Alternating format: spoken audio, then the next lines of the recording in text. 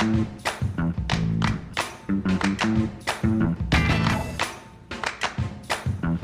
everybody, welcome to the Mountain Gamer. I want to start with a question. Are you tired of getting your butt kicked every time you play Aeon's End? Yeah, me too.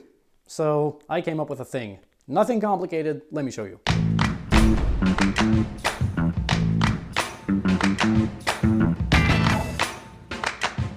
What you're going to be doing is going through decks 1, 2, and 3 of the basic Nemesis cards, and you will be removing one card from each of these decks. When I say removing, but it's actually modifying. So you can pick which card you want to get out of there. It could be, you know, the one that you find is the toughest or the easiest. I would say, you know, probably take an attack or a power card, not a minion, because there's not a lot of minions in these decks and they are fun to fight. So what you'll be doing is taking one out, and you can do it the really cheap way is to just put a post-it here. Or if you want, I've, you know, taken the time to print out 3 of these, one for each deck, and it's all, you know, on crap paper here, and you can just slide it in. So either with the post-it or with the nice one here, what you'll be doing is when you draw this later in the game, I call this a let-up card, it's going to have no effect, and you'll just discard it. So essentially, I'm going to be giving you 3 breaks during the game. Now, when you set up your Nemesis deck here, let's say 3 players, tier 1, so it says 5 cards. So you'll make sure to add one of these to the Nemesis specific cards. So let's say it says 5, I'll say 1, and then 2, 3, 4, 5. So this would be my tier 1. Same thing here, tier 3, 6 cards. I would make sure to get the let up card, so 6, so it'd be 1, and then 2, 3, 4, 5, 6, going random, of course.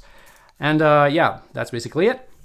So later in the game, as I said, when you have, let's say this is the whole Nemesis deck, when you do have the Nemesis deck and it's the Nemesis turn, whenever you flip up one of these let-up cards, well, no effect, discard, bye-bye. And I swear everyone will cheer because it gives you a break. So try it out. In our experience, it doesn't make the game, you know, overly easy, but it does give you just that little breathing room that you need, you know, once per tier to, you know, just get on top of everything. And yeah, we play on beginner also, so that just tells you how much we're bad at the game.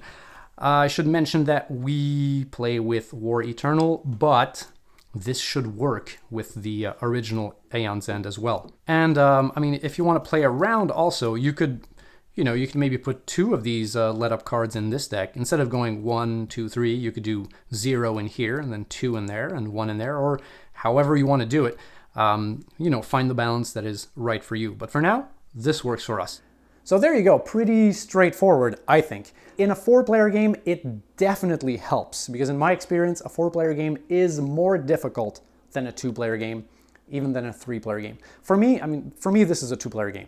You get to deck build more because, you know, you play twice every turn, so it's just, you get more powerful, it's more satisfying, I think.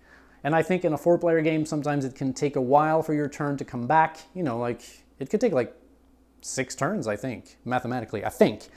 It can take a while sometimes, but anyway, I prefer it as a 2-player game, but I think that these let-up cards actually make the 4-player game a little bit more enjoyable and a little bit more I don't want to say user-friendly, but at least newbie-friendly. You know, because when you're trying this thing out for the first time with people and you don't want to be the alpha gamer telling everybody how to play and everything, when the game just starts beating up on you and your friend is at the other end of the table and he's like, I haven't played for like 5 turns and I'm losing cards and I'm losing life and why am I playing this game, you know?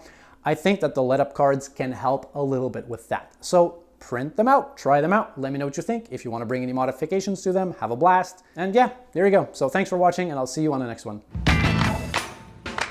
And if you want some more videos, YouTube thinks you might like the one on the left. I personally think you might enjoy the one on the right. And if you want to make sure to never miss any of my videos, I would ask you to click the middle button here to, of course, subscribe. Give me a break. Break me off a piece of that.